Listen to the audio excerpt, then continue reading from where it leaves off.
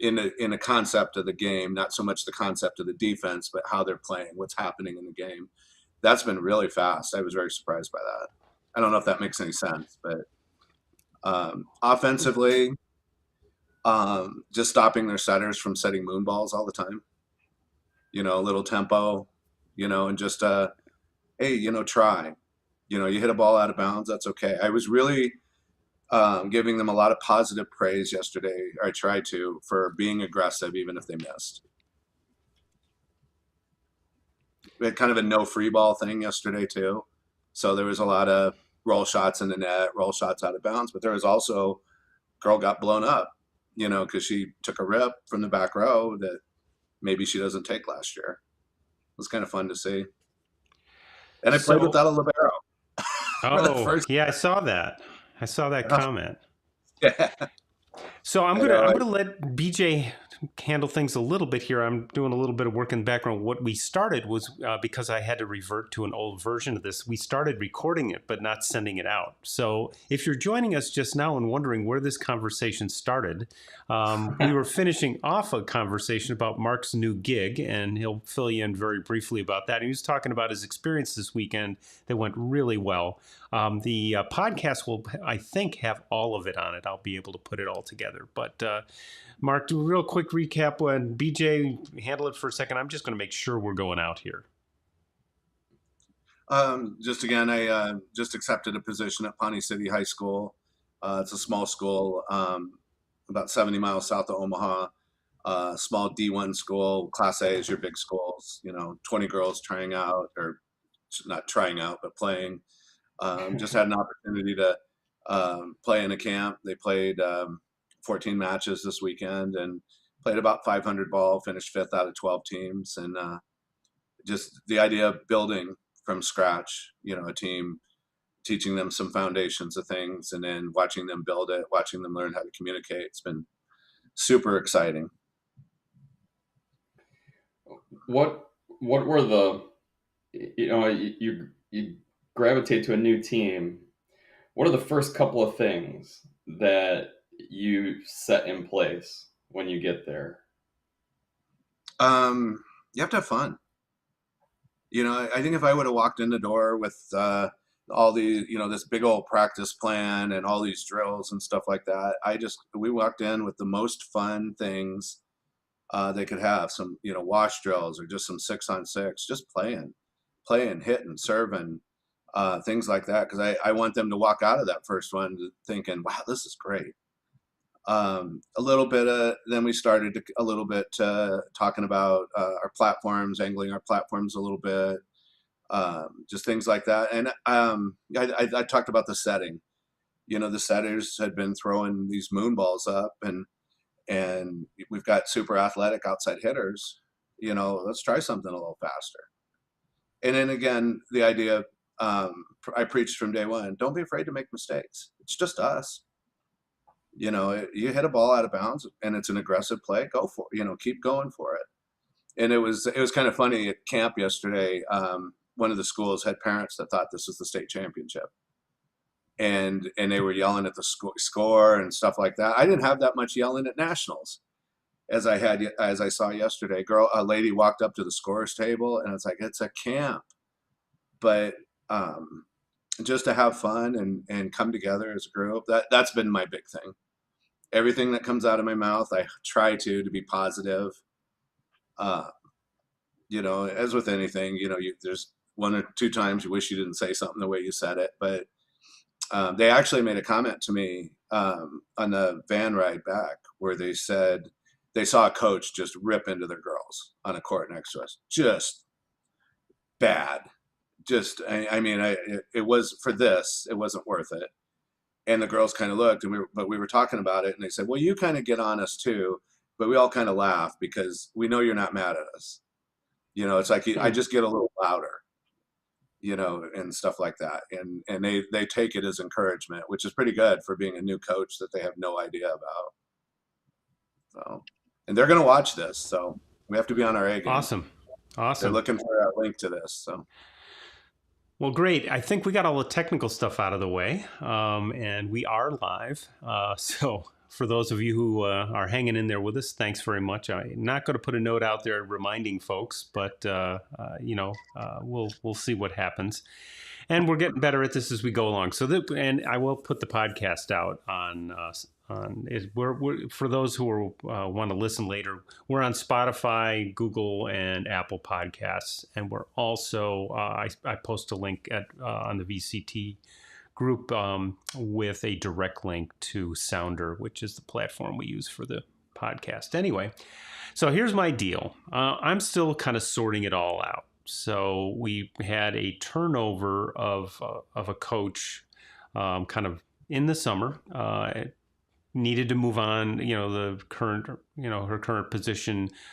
She just had a great opportunity much closer to home. And it's one of those things you kind of have to do for lifestyle and, for yourself. And we talked about that, coaches taking care of themselves too. So really nice. And she's been working with me and wants to come in the gym once we get together. I agreed to take the job about 3 weeks ago, maybe 4, probably coming on 4 weeks. But at the same time, they were going through an AD switch. So the old AD hired me. The new AD came in, and he was working 2 jobs till the 1st of July and had other things going on. And so there's been very little communication, but we had some this week. And so, and you layer on top of that, kind of my thought was I was going to come in and start doing open gyms as much as I could. Give me the gym anytime. I'll let we'll figure out how to communicate. It's a 6 through 12 kind of situation, although I have my responsibilities for the varsity team, and a high school team, and getting coaches for JV and helping out or working with the middle school program to kind of make it somewhat continuous, at least make it work together. So anyways, that's kind of the general situation. Very small school. The high school has maybe 250 students total. So, and they have a football team. So, it's, and it's just a very different environment. I'm at my other school where I do the boys side. We have 1,500 students, but I'll probably get more kids interested in the sport at this program than my old program, or at least about as many, because it's been established and the former coach did a great job of building the program. So I'm sure the expectations are, who's this new guy? So I haven't really been able to introduce myself to the girls or any of that yet. So that's one piece. Haven't been able to run the open gyms. We've got a couple problems with the gym, and we're working on that. But I have been in the gym once, and that's it, to kind of scope it out. I'll show you a picture of it in a minute. And I was asked, hey, we've got this opportunity. There's state and federal grant money apparently for a 2-week camp. And it originally started off of 7 hours of volleyball a day, possibly for 8 days over 2 weeks. And I'm like, boy, that's going to be with grades 6 through 12. That's going to be interesting. But it's much more defined. So the good news was it's now basically 2 hours of volleyball in the gym right after lunch. At a remote facility. So they're going to have to be bused from our campus to our gym's contract gym about 1.5 miles from school. So they'll get bused in. So there'll be some settling going on and all of that stuff. 2 hours, 6 through 12. And the setup of the gym, maximum 2 courts. But I'm thinking Kessel kinds of things, like if I can get in there and scope it out, running a ribbon across the gym and making small 2v2 courts and things like that, especially for the younger kids. But I'm looking at my background's club and varsity and JV boys high school stuff, where it's a lot easier. Well, it's a little more established when you come in the door. So in that kind of situation, I'm open to all kinds of ideas. And by the way, I've gotten some help. Eric has offered he's got like 4 nets on a rope thing that he's got that he can loan me, and some ribbon stuff and that I can get a hold of. Probably need to do more, but let me show you a picture. I think it's here. Let's see if I get this right. There we go. There's my gym. Oh. That's the one that's the one that you're going to be working at now, or that's the one that this is the one we'll hold the camp in. And for those of you who can't see it because it's podcast, it's about, I'm going to say 75 by 100 ish foot wise. I took my phone out and measured it. That's a great little capability the phone has. And was able to kind of get a feel for it. It's actually bigger than my high school gym that is set up for 3 courts. But the problem is it's a leased gym. So the way they've chosen to set it up is the 2 volleyball courts, you'll love this, are separated by about 5 feet. Yeah, I was going to say that's not a lot there. I can see the boundary. Yeah, they're tight together. So you're going to have kids from, let's say we have a court, if we do set up a court later in the camp for the 6 to 8 graders, and then have the 9 through 12s at the other, you're still going to have balls flying back and forth and all that stuff. So yeah, it is what it is for regular courts. For now, the regular courts don't work because we've had some floor warpage, so we can't put the poles in for these courts. So right now, if it doesn't get corrected in a week, I will only be able to set up the main court, 1 court. So we're not going to be using that. So give you a feel for kind of the logistics, and then kinds of things. I mean, I'm thinking of with the young kids, just getting them 2-on-2 and having them, overhand pass, hit, use kind of the Kessel thing and as best they can to get them playing to start the day off.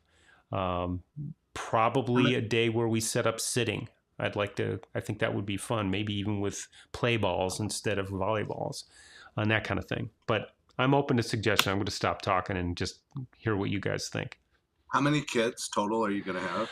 I think it'll be as many as 50 to 60 evenly split among the age groups. And that's an unknown at this point, but that's kind of when I was asked where would I want to limit it, I kind of said 25 per.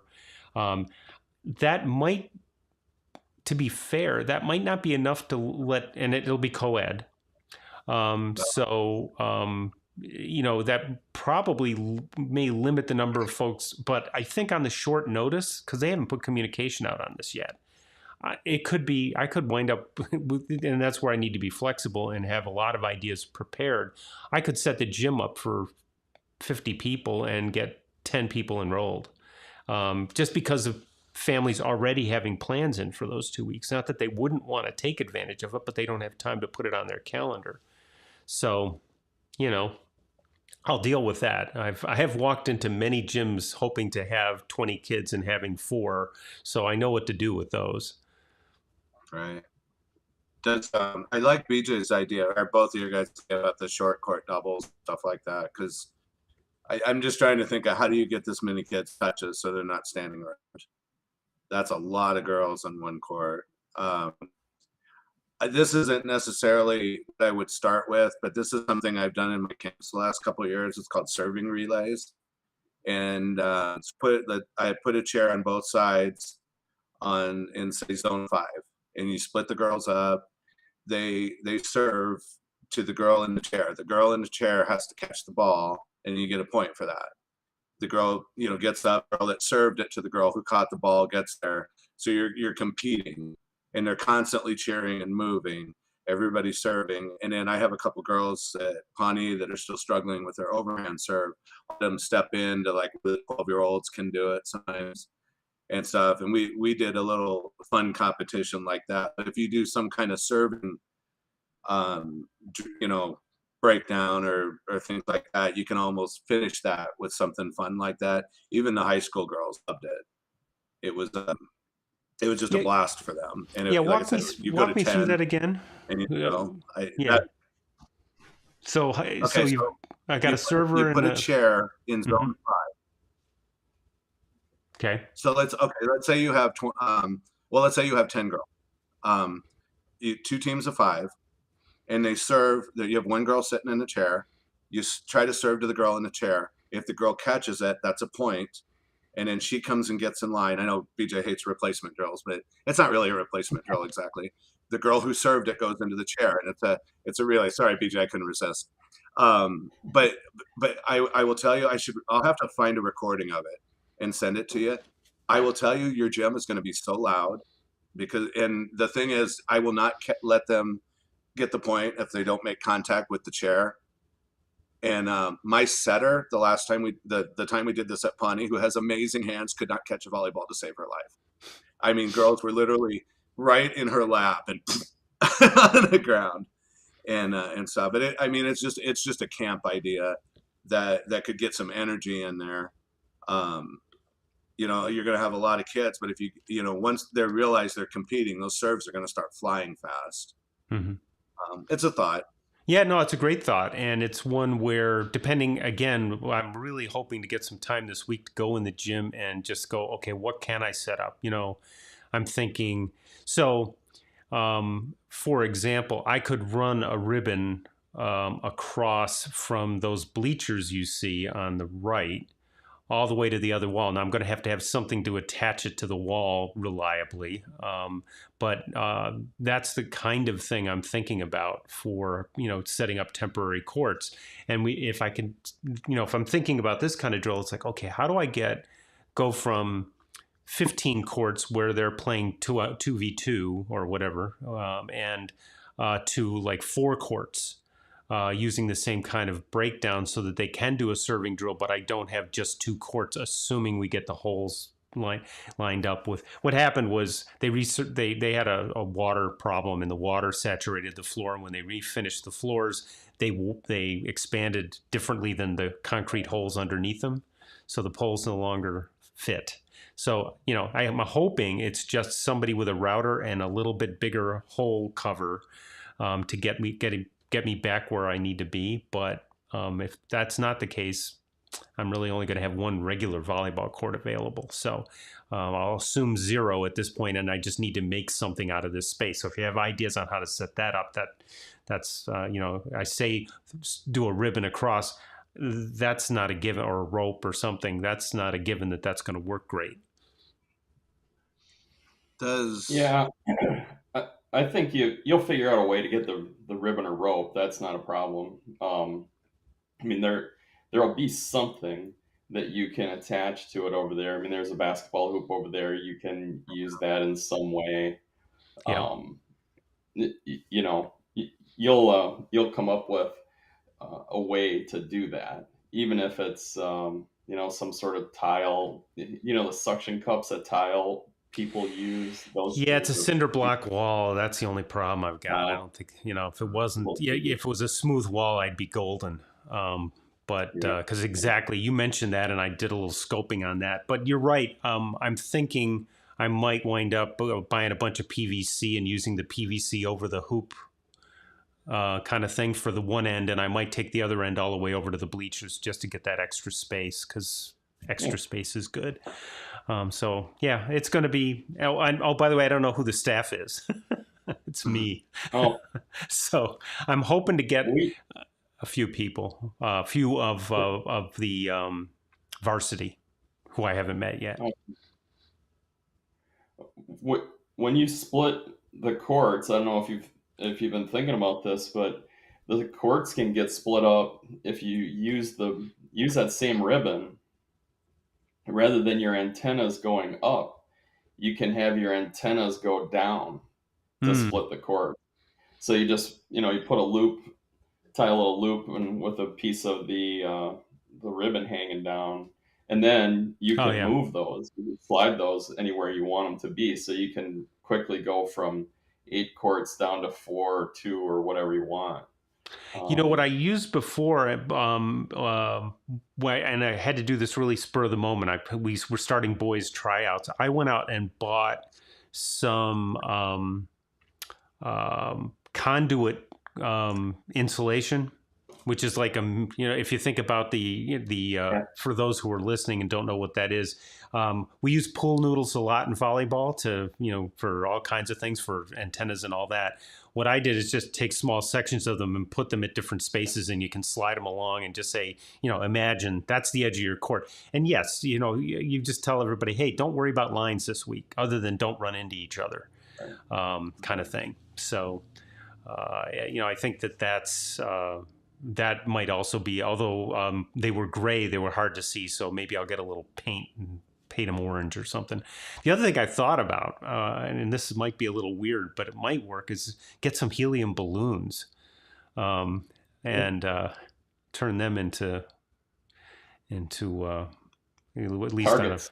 yeah, well, that too, yeah. No, I've not looked for them now that I'm thinking about it. I was talking with somebody who said that they use the serve at a chair thing, not with a person in it, but just serve at a chair on the boys' side, and they were beating the heck out of it. And they said, yeah, we got asked to stop that because we weren't doing the floor a lot of good. And I thought, you know what I need, and I haven't seen them, but I'm sure they still exist. Remember those old blow up clown things that had a heavy base that kind of wobbled over? That's what I need. About a couple of those per court as targets. I'm going to see if I can find some of those for when we get into in-season training. Because after this is over, we've got a week break and then we're right into tryouts. And I'm like, there's so much I don't know, but I suspect it'll all start coming together pretty quickly.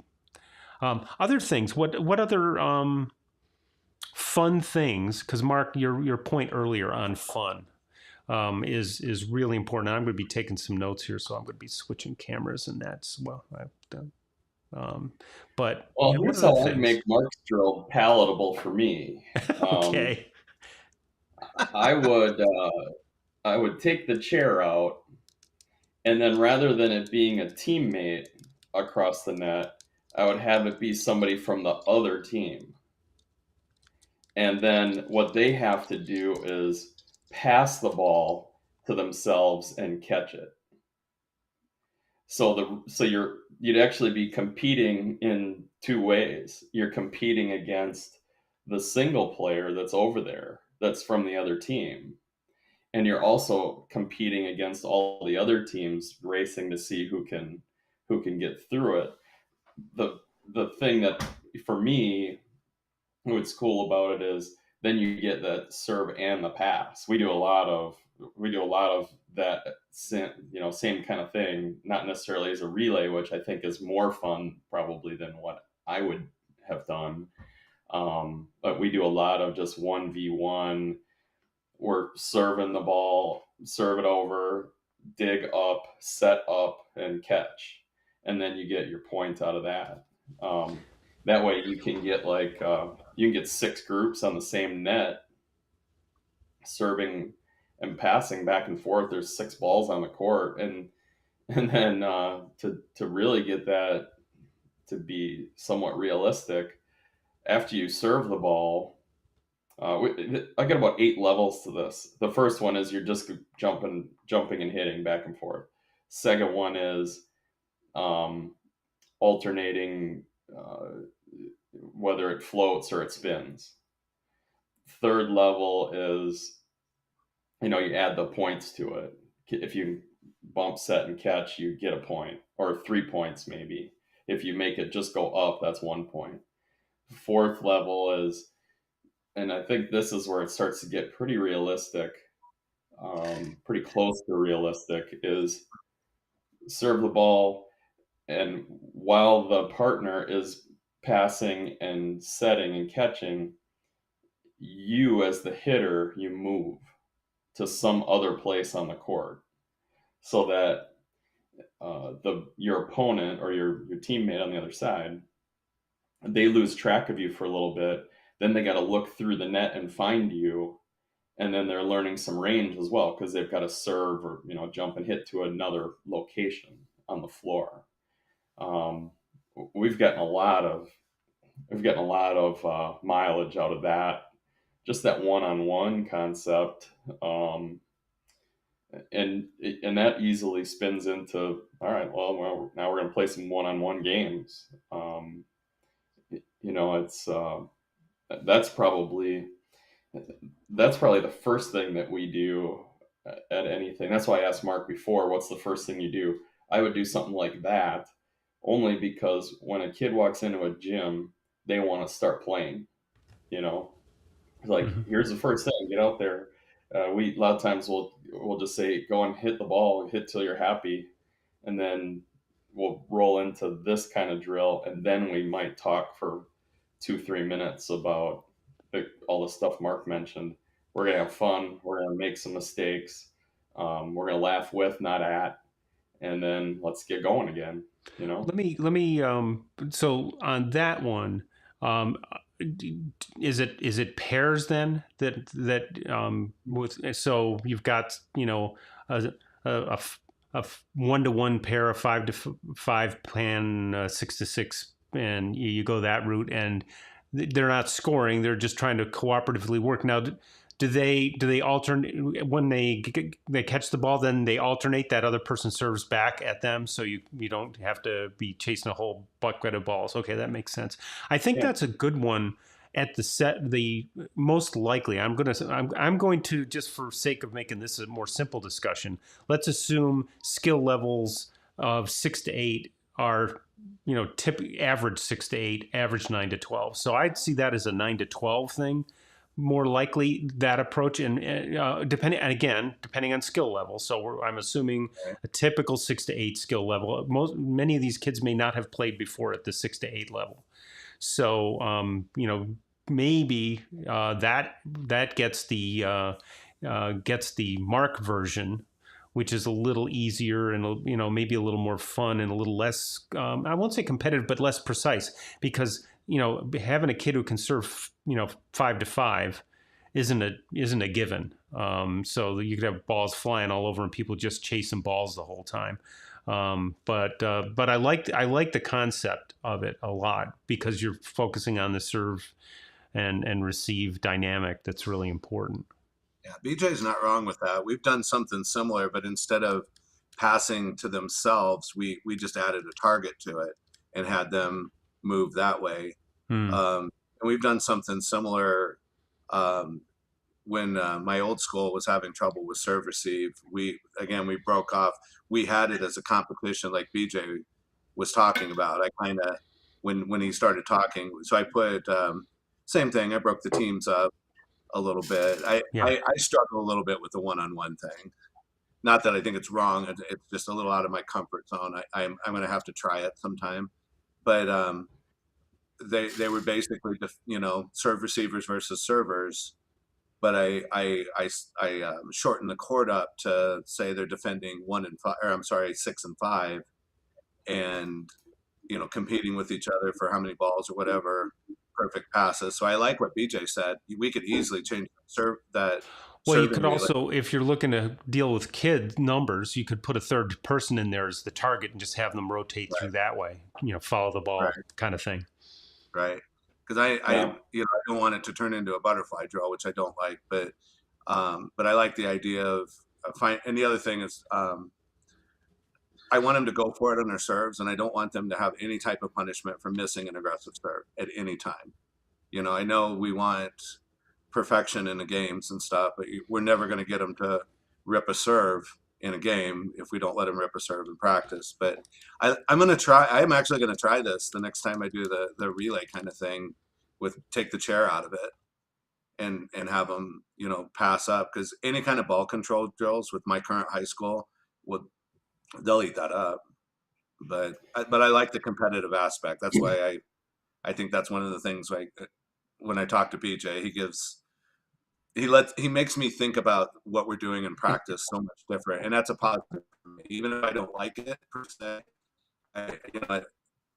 it gives me a different way to think about it or to adjust things. It's like, well, here's this, even with serving relays, I think this is a super fun drill. And then, BJ says, hey, Mark, look at it this way. And now I'm like sitting here, like, I'm making notes too. And it's like, yeah, let's try that. I think I think my Pawnee City girls would love something like this. So they just want touches.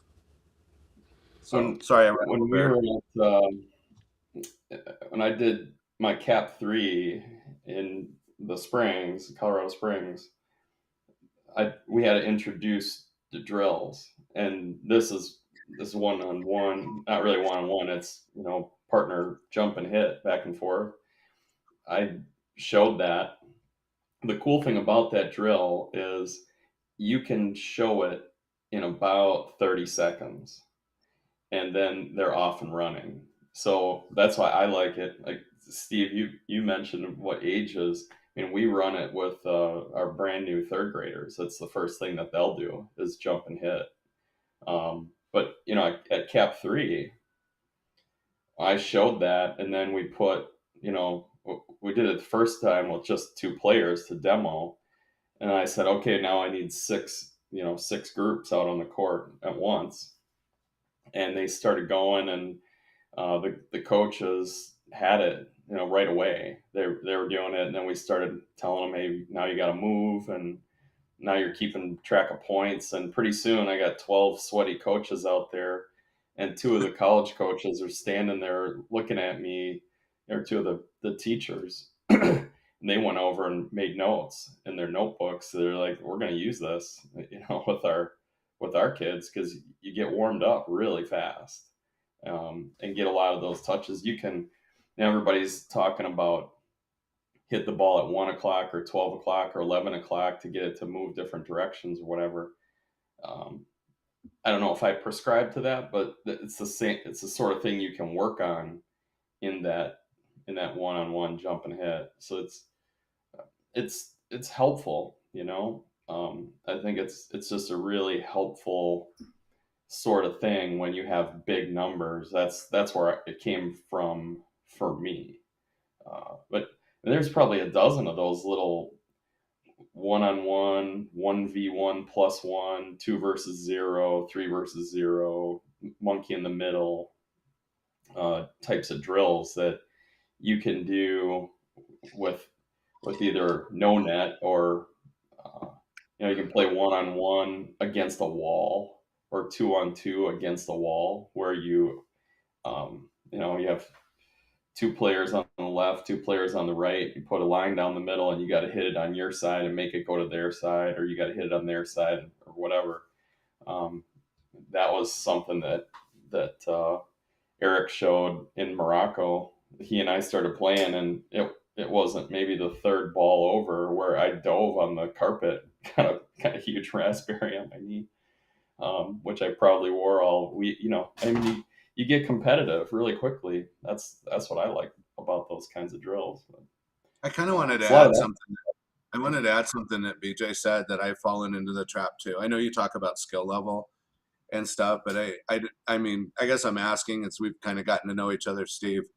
I've always kind of walked into these younger ages as I've had people say, oh, they can't run this, they can't do that. I mean, how do you look at the younger kids? I mean, do you look at, well, they're athletic, they should be able to do stuff? I'm not sure I'm asking this right, but I just because they're in 6th grade doesn't necessarily mean we don't want to train them like they're high school. Yeah, I hear. I know where you're going with that, and here's my thought. I want to help them do things that are going to build towards them being successful, that they can have some relatively early success with. So, for example, I am not a coach who advocates overhand serving at all costs, beginning as soon as possible, because that's how they're going to play.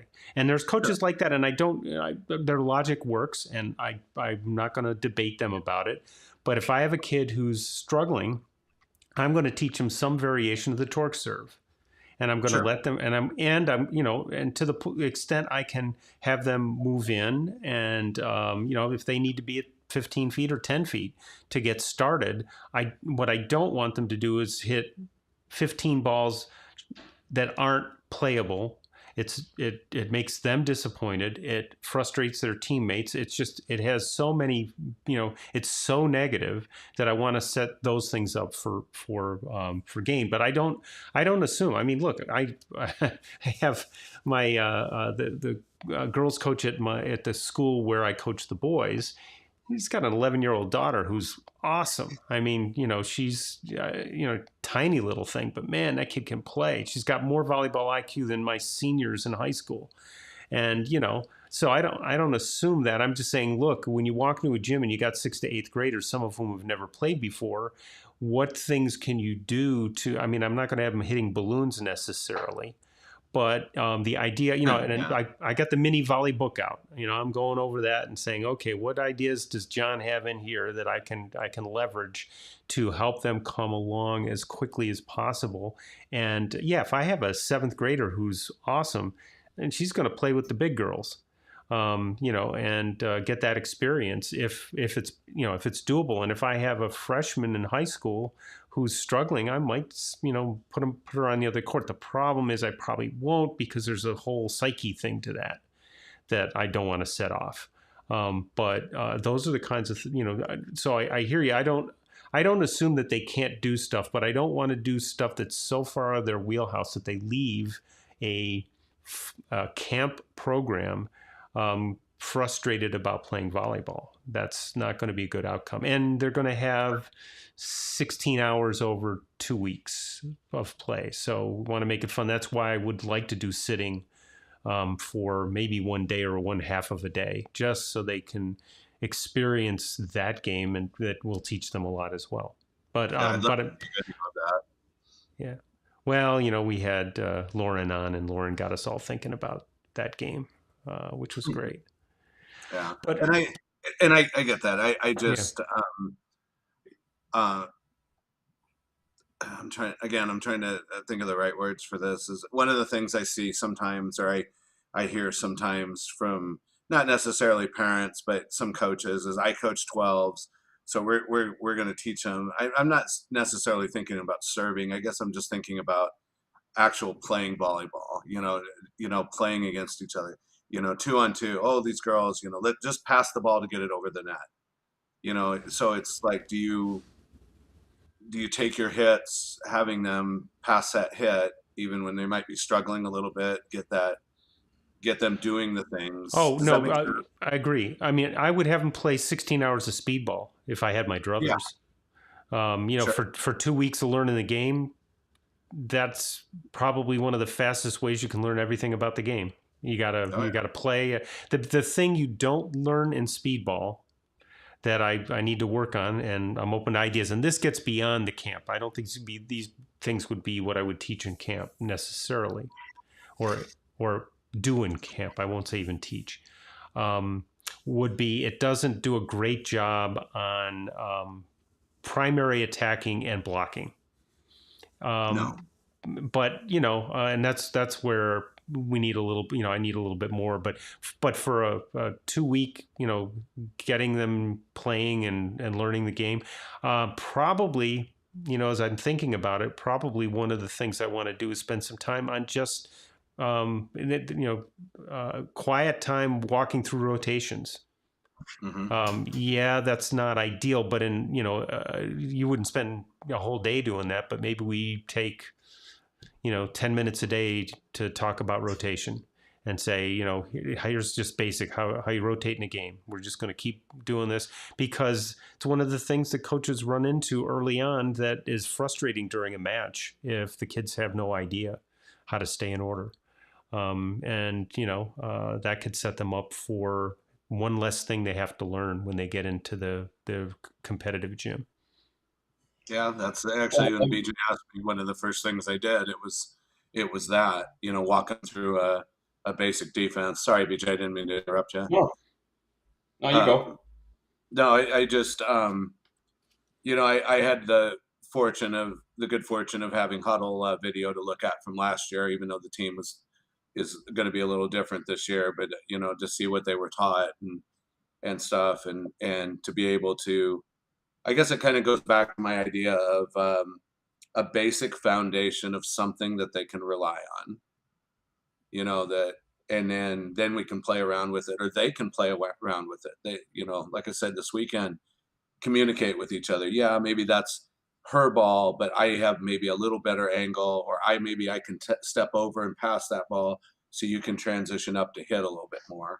And, instead of just, is that my ball? Is that my ball? I hate that. And so, yeah, you're probably going to have to. I actually, with the speedball idea, you could still use it in camp as kind of a cookie towards the end of a long session, especially if it's kind of a dry session. Mm-hmm. Where you have to walk through, because eventually you're going to have to it's going to be a little dry, and they say, okay, girls, we've got 10 minutes left. Let's play a little speedball.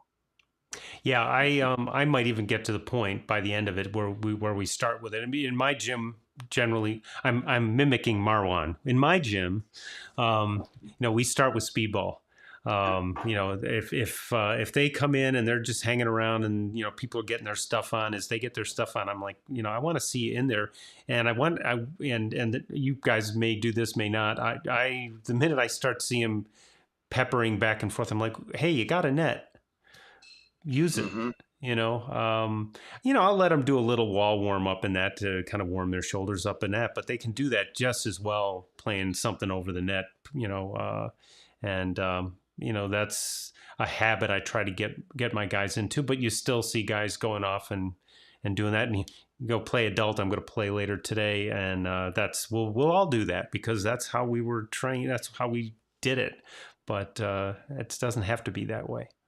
You know what the little kids are going to do is they're going to walk into that gym and they're going to get a ball and they're just going to start trying to rip serves over the net. It just seems like all the time I watch these little kids, no warm up whatsoever, just boom, boom. They might not get them over. No matter where they're at, they're just going to start serving. I have my camp on the 18th, and I'm going to. I guarantee you that's going to happen. It seems like whenever you have little kid groups, when we have them at the club, it's like they don't. Some of them will pepper, but it just seems like they just grab a ball and just start serving. And sometimes it looks bad, but they just serve. It's so funny. My high school boys still do that. Given the chance, and they're doing the biggest, baddest, and I mean baddest in both ways. Jump serves as they can, and I'm like, guys, if you get a good float that you can place, you're going to be more effective. Whatever they need to do, and then. And then talking about specific skills, with a 2 week like this, I don't want to talk about anything, but you need to do all the skills. In fact, I got introduced to the sport in a gym class in my senior years in college. And I got a coach that should have been teaching today's CAP courses, because all she did is she said, we're going to do instant volleyball. Here's how you pass a ball. Here's how you set a ball. Here's how you hit a ball. Go play. Well, I'm going to call it loose today. And when we come back next time, I'm calling it tight. So go play. And it was great. We just kept trying to do and making our mistakes, and, not a lot of instruction. Just every now and I've tried to borrow from that. And every now and then I'll say, okay, let's go back to basics. Are you making your platforms this way? Are you getting the ball where you need to get it? Start thinking about that spot you want to put the ball. And we can talk a little bit about angulation, but I'm trying to do more and more external, cues where I can. Always open to new ideas about external cues, by the way. Yeah, sure. This is where I'm actually glad BJ's in here because, of all the people I've met on VCT, BJ and probably about 3 others make me think about every time I step into the gym. But I was going to ask you, are you going to have everyone use their hands and try to set? Are you going to have everybody kind of play a position, even if they walk up to you and say, I'm a right side, I'm an outside, I'm a libero, I'm a setter? No, everybody's going to do everything. Even in a scrimmage type exercise. Well, at this point, certainly for the younger kids, and I'll have to gauge the older kids, but from what I know of the team coming back, the all-world setter has graduated, and the all-world setter's sister, who would have been the next sister, has transferred. So I was kind of like, you don't have a setter. I'm like, okay, well, fine. We'll find one. Somebody will become a setter. But we don't need that in camp, and we probably don't need it all that much in the beginning. I mean, I'm going to wind up saying, hey, front right sets, and, just play that way, get our rotations going. I'm not going to be doing any...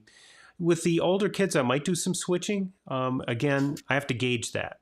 If I get if all the kids are the boys and girls teams at high school level, yeah, I think switching can be appropriate. But if I get somebody who says, well, I don't play middle, I'm like, well, you do this couple of weeks because we don't know.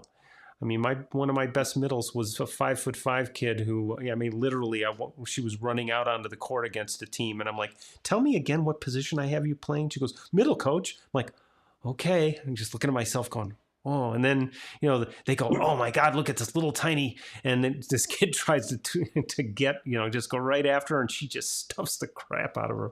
It was great because she's she went on to track and field and long jump and high jump, and the kid had springs. She could get up.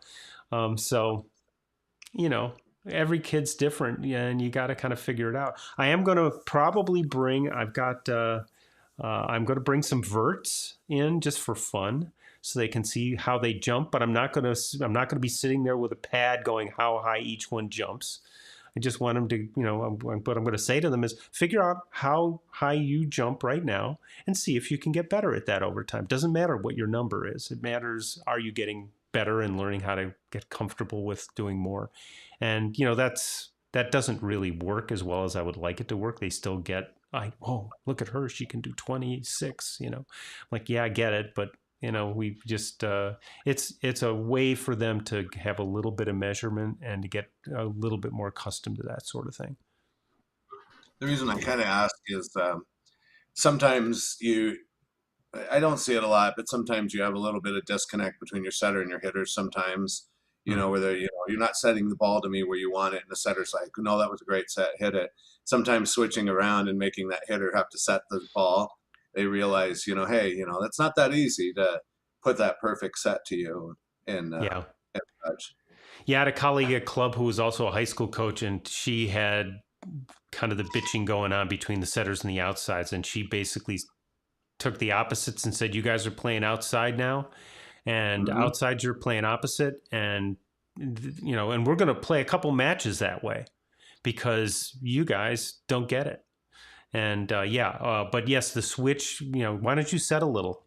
I tell my hitters, if it's above the tape, you should be able to hit it somehow. I completely agree. So that's a hittable ball.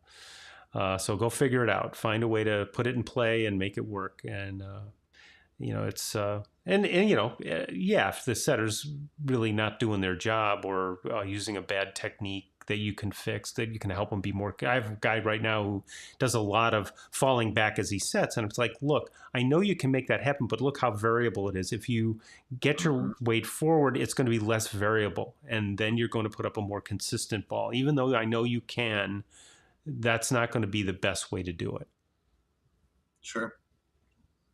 We're not going to get into that too much, but I think the idea of both starting off, letting them serve and chase, which is fine. They can do that for a half hour and learn a bunch, or for 15 minutes and learn a bunch, and then have them, set to themselves and hit, receive with their hands. That's another thing that you see a lot. Oh, well, girls, 13-year-old girls can't take the serve with their hands. I mean, I couldn't when I learned to play. I spent at least 20 years where that was an immediate, point for the other team. And now it's my son had just learned this skill of controlling the underhand pass when they changed the rules, and he was so pissed because he's like, I got good at this and now I got to learn another skill that I'm not good at right now. I'm like, yeah, well, you're right, but got to do it. Yeah, I've got a group of girls that don't want to use their hands either, and I tell them all the time, it's unless you literally catch that ball and hand it to the setter, it doesn't matter how bad it comes out. It just, but you can easily cover more of the court if you can use your hands. You can play up a little bit, and I wish that was emphasized more. That might be something for camp. Instead of watching them backpedal or drop step and shank it out of bounds, when all just stepping forward and making that overhand pass, I think that, I've seen variations on that. The throw at their head thing is kind of, I don't like it. I like parts of it, but I would do it slow. I would be like, don't wing it at their head. Just put it where they've got to go from here and pop it up. And then the other thing I teach right or wrong, is when they're taking a ball like that, I say it's not a set. You want to use a lot more palm on the ball. You just think of your hands blocking the ball up in the air, the whole hand. Because if they treat it like a set and get it into the tips of their fingers, it's going to the back wall. Yeah. And so if I can get them, it's almost kind of like the beach dig kind of thing, but I'm not really looking for that. I'm looking for the two-handed. But if I can get them comfortable and they're not having the ball blasted at them, what discourages them is the 38 mile an hour, jump top spin serve that they try to take with their hands, and they misplay it because it's got top spin and it's actually down here now and all that stuff. You want them to kind of get comfortable with that. But Mike used to start them. We started our 13s immediately taking the ball overhand, and we also started them immediately doing back row attacks. I mean, lots of back row attacks, and trying to get that incorporated into our game. No free, like you said, no free balls where we want to be hitting. Yeah, I got a couple outsides that just love hitting back row stuff, to the point where I was kind of like, I don't want them leading in attempts either, but at least they're doing it. One of the things from BJ, I know we're drifting away from the camp thing, but one of the things that BJ and a couple of people talked about is those kind of out of system stuff that, most things are out of system anyway. So being aggressive, one of the things that last year or so, for kids that didn't necessarily have the IQ to think about, where do I put that roll shot, instead of just, here you go, I'm going to hit that in the middle back. I was talking, scare the line judge, aim for that spot right in front of that line judge if you're going to roll something. And so I, at a club tournament last year, line judges were like ducking all over the place because we were, hitting, balls that way, but it kind of gave them something to think about. And because, just about every defense corners is open. Mm-hmm. And, if you can aggressively go after that, it was fun. But I remember, I know it was BJ at one time, we were talking about, girls taking the ball with their hands, not just the setter, doing something. I'm sure that we talked about this a few years ago, that I was really frustrated with how out of system we were, and then realized, gosh, I have these great athletes that can make plays. Out of system doesn't necessarily mean bad if you can aggressively go after the ball. And actually, the idea of everybody using their hands to set. I went through a period a couple years ago. I know BJ's heard this story where my middle came back and set a ball and said, "Did you see that set? I should be a setter." I had to hear that all summer, or all fall one year, that they were all bragging about how pretty their hands suddenly were, because they had the confidence to do it. Yeah, my number one setter is a converted middle, and it's kind of frustrating because he's also potentially my best attacker. But so what we've been working on, we've been watching, I've been getting him to watch a little bit of Micah Christensen, and I've been saying, I know you're right-handed, but I want you to develop a left-handed attattack. He's got a couple of really good dumps because my assistant coach, who had moved out of the area, was a setter and taught him some really good stuff last year. But the next thing for him is going to be a lot of different kinds of attacking, even to the point where I'm starting to think about, because I thought about running a 6-2 with him, because him attacking out of the back right could be really, really good. But I want him in the front row where he can attack on two. So I'm going to have to figure that one out. That's, good problem to have. And he's a junior, so I got for 2 days. It's a 6-2, two outside setters, two middles. Yeah, and no libero. Just and it doesn't work if the middles can't pass. But the middles did really well. But we actually have a girl that has. I wish I would have got to her a couple years ago. She'll be a senior, but she has long arms, super athlete, and she has just pretty hands. And just, man, like you said, a lefty attack, nobody's going to block that. And, to see that kind of stuff, I really wish I got here a couple of years ago. with a couple of them. Well, BJ, you've been quietly listening. What's going on in that? Here's what we're going to do. BJ's going to do a dump of whatever's floating around in his head, and then we're going to call it a day. I'm going to go back and digest his stuff. And for anybody who watches this and wants to contribute some ideas in the comments, please do. Because I can use all the help I can get in thinking about how to be creative with this camp and also with my season. So, Mark, thanks very much for spending some time with us and on very short notice. And I'm really happy for you. I mean, because the last time we got together was not as happy time, and it's turned into a happy time, and I'm thrilled for that. Yeah, I'm excited. I'm excited to, we're both small schools, so we'll probably have to revisit this oh yeah, throughout the fall and stuff. But it's been good. I know BJ has been privately, kind of bucking me up a little bit. You should be coaching somewhere, and something will happen. And it's, it's kind of like dating. It's like, oh, I'm never going to meet anybody, and yeah, it's been fun. And I think the hardest part of this winter was I still had to keep positive energy for my club team when I was really upset about the high school thing. And yep.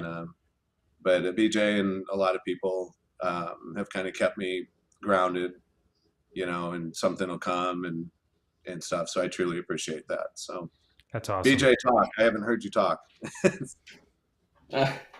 Yeah, I couldn't be happier for you as far as finding a job. I think there are a lot of coaches, but I think very few that really think about what they're doing.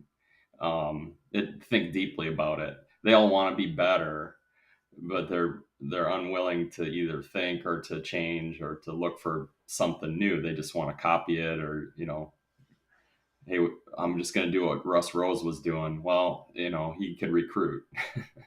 Yeah. And most of us, most high schools don't have that ability.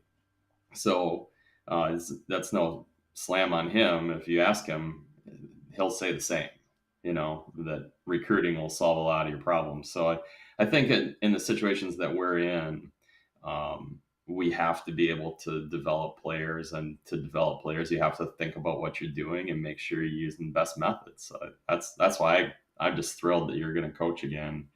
I'm going to see if I can solve 2 or maybe even 3 of Steve's problems with speedball. And here's a notion on rotations that I heard recently. I can't remember who it was, but it was pretty brilliant. Maybe it was Lauren Anderson. Use rotation rules with smaller teams. And the way to do that in speedball is, and also you mentioned that speedball doesn't do a lot of good for blocking. Well, here's what you do. You make it 3 versus 3 speedball. You designate a setter, and you tell them that the setter is in the back row, and the left front has to block. So now think about what that does. I mean, if the 3 of us were playing speedball and I'm setting, Steve, you're the left front, and Mark is the other player, what are we going to do? Think about what that does to you. And then I would let the teams work out how they're going to do that. The setter now has to step back, and they're learning transitions to setting location. The left front is learning a transition from going from blocker. Sometimes they're going to have to do a huge transition when they have to go and block the other team's left. Then they're going to have to use their big, 5 or maybe 7 foot or 7 step, turn to get ready to hit. And both the setter and the right side player are now worried about overlap in a small way. So, 2 of the biggest things that we're worried about teaching can be taught in these games. And that's why, people say to me all the time, you can't teach the skills during the game. I'm like, well, you certainly can. You give me a skill and I'll train that skill in a game of doubles or triples for sure. We'll put the points on it if we have to. Yeah. You know, those that type of stuff can make the game easier or harder. If you want them to just play, make it a bumpathon where the only touch has to be off your forearms. And then that makes the game easier. Obviously, the gameplay becomes easier, but think about all the things there that are now harder. It's harder to score. It's harder to. It's more about endurance. You have to have some endurance because the rallies are going to last longer. Yeah. You got to figure out how to serve. Well, that's that whole constraint idea. Yeah. Yeah. And that's, you don't want to use too many rule constraints. It gets too hard to think about. I mean, you want to use more physical constraints, I think, is generally the thinking. But if you add one simple rule like that, or going back to the rotations idea, that's a rule they have to deal with anyway. So if you say, okay, now setters in the back row, well, then the setter can't block because they're in the back row. So they're now learning about not just the serve rotation, but in-game rules that they have to follow. Yeah, so, I mean, you hope they sit there and go, how do I avoid taking the first ball so I can set? I'm thinking about setting rule. One rule I do in sixes is say I would like to play this whole 6-on-6 where the setter has to bump set, because I've noticed that, at least for the setters that I have, that's a skill we haven't developed enough and can be very handy. Right now when they put up a bump set, God knows where it's going. They have no idea where it's going. So that's, I think those are really good points. I tried this, it was our very last day of open gyms for my boys program. And actually a bunch of the girls team had open gyms before us. So a lot of them hung around and played with us. So we're playing along and I'm like, okay, we're going to play 2 balls, served at the same time, just play. And, and I was sitting there with the other coach and I was like, every bone in my body wants to try to help them solve this. And I just have to force myself to sit here and shut up and watch them play. And they hated the first 10 minutes and then they played it for an hour and a half. Couldn't stop them. Had 15 minutes left. I said, you want to do something else? They were like, nope, we want to play this. And, they got it to the point where they were coordinating 3, 2, 1, serve, all that stuff, and did it all on their own. And I just had to look like, yep, not a time to just shut up and watch. That's something that for parents, we have to get them used to going, why aren't you correcting everything? And why aren't you yelling at my kid more? I'm like, nah, that's not how it works. They don't learn better that way. But the self 1 and self 2 stuff from, Galway's book, The Inner Game of Tennis. Yeah. So same idea. Yep. Let's say that was one of the interesting things about officiating at nationals, was to get the opportunity to see the different coaches and how they interacted with their teams. If there was a benefit for me, other than getting to see some pretty good ball, but I remember I was doing the last session, or the last day, which is championship day, and I there was one match I was watching, and I looked at those girls, and when the guy talked, you could just tell they were done with him. That he could have said, we're going for ice cream afterwards, and they're just like, ugh. And it was and it was disappointing, and and I have no idea, they could have just been tired. But that was my read instinctively. And I have to be honest, I try not to take shots at my old school when I don't have to, but they were in my camp the camp I was in yesterday, and one of the things I was really disappointed to see is they looked like they'd rather be anywhere but here. if you want to talk, that's something BJ will have to talk about at some point. But I mean, it's hard to watch, but it was fun to watch. My girls were excited.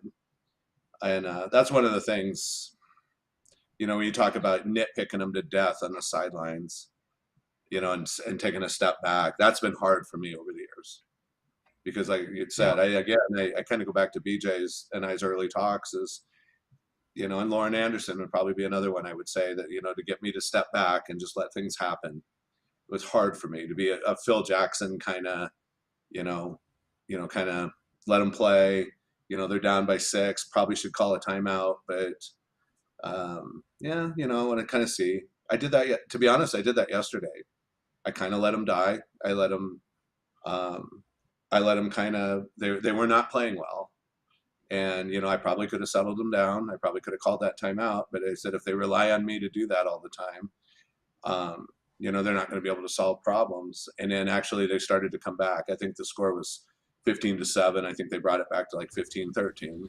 They started to settle down. They started to work together as a team, and it was kind of fun to watch too. So, and that will come back later in their season at a time that you least expect it. And it's the other thing I find is there's always some player you didn't think was going to be key. And that's why I make sure they get some court time. And now some of them on the varsity, the weakest senior on the varsity who decided to play at the last minute to get a letter kind of thing. Yeah, those guys are going to play less, and we'll try to get them. They'll be in on senior night and all of that stuff. But as long as they're having fun with the guys, I think they're okay with it. And I hope that most of my players at the new gig are the same way. But I'm sure we'll have a range, and we'll see how it goes. But looking forward to it. BJ, I'm going to let you wrap up today, since today was for me, and then we'll go on. Yeah, this is a great discussion. Thanks again to Mark. Couldn't be happier for you, Steve. If you want, I have some camp plans written out for probably for 8 hours of work. That's most of the camps that I do are in 2-hour sessions, 4 days. So I believe pretty strongly in that format. Send them along. Yeah. Yeah, I'm glad it wound up that way. Thank goodness. I thought it was going to be 6-7 hours, and I was like, oh man. Yeah. I would have said to you, ideally, in the situation you're in, I would have said do 2-hour time blocks. Right. A 2-hour time block for the youngers and a 2-hour time block for the olders. Yeah. And then you could even overlap them a half hour and let the older kids, teach the youngers, or the youngers teach the olders. Hey, what'd you work on today? But it wasn't an option. Basketball mornings, volleyball afternoons, and that's what it was. Yeah. So yeah, I'll send those things out to you. I mean, they're I don't know, they're not perfect. The first thing you're gonna notice is there's no 6-on-6. We rarely do it, but yet they play almost constantly. I don't think we had any drills. I know there were no coach initiated drills. Right. It's all player initiated. And I think every drill, except for some of the younger kids drills where we allow them to start with a toss, rather than a serve over, just so they can get a rep. But I don't think we had any drills that were initiated other than with a serve or they'll jump and hit or something, ball's coming from the other side of the net. Yep. So I don't know how you guys run practice, but those will probably be the first couple things you notice is that it's almost all smaller teams and smaller courts. Not always small court. I mean, we got the full size court, but it's usually triples or maybe quads, 4-on-4 speed ball or that kind of stuff. But yeah, I'll send those out to you. That'd be great. That'd be great. I love it. Sure. Well, we're going to go. Yeah. And if you're listening to this, I hope it helps. as you think about what you're doing with your teams. And Mark, we'll check back with you as well. Have fun as you get into your season. I'll be getting into mine. We can compare notes as we go along. Yeah, And sure. we'll see everybody in our next session, hopefully a week from now. And we'll have this out on podcast shortly. Awesome. There's a lot of funny stuff good. watching. So Okay. All right. See you later then.